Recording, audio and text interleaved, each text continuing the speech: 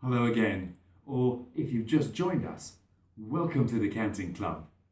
This week's wine is an Italian red. In fact, it's from just outside Rome itself. The organic vineyards that this wine comes from overlook Rome's international airport, Fiumicino.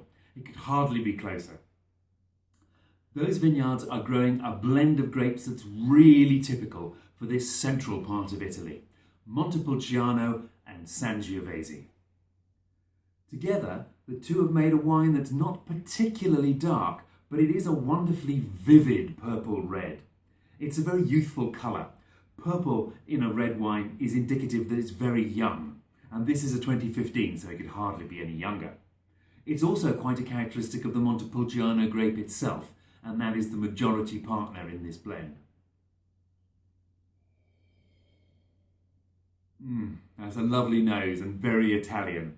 Sour cherries and lots of herbs.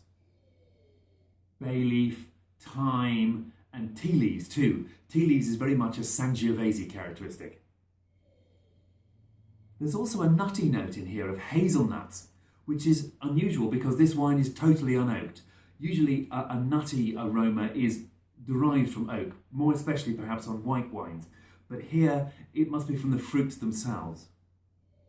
Yeah, fascinating.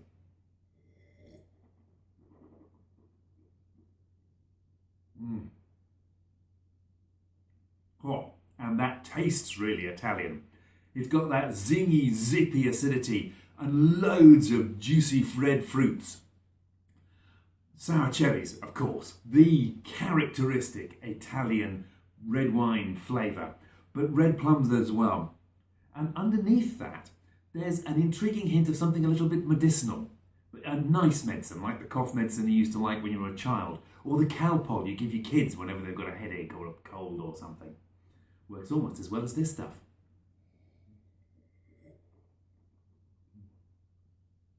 And then on into the finish. That nuttiness from the nose makes a reappearance, along with some herbs and spices.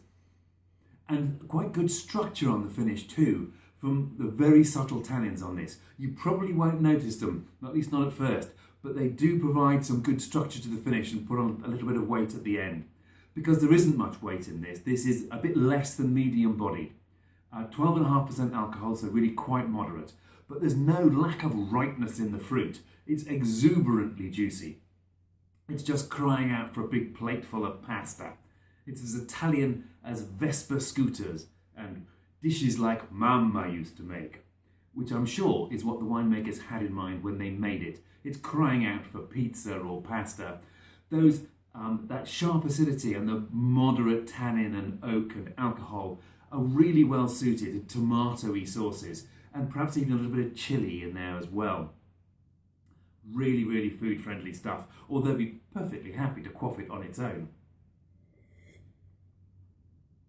It's not just a simple quaffer though, because that nuttiness at the start and the finish, and that little medicinal touch on the mid-palate, give it some interesting complexity without detracting from its straightforward, direct, exuberant, juicy fruit.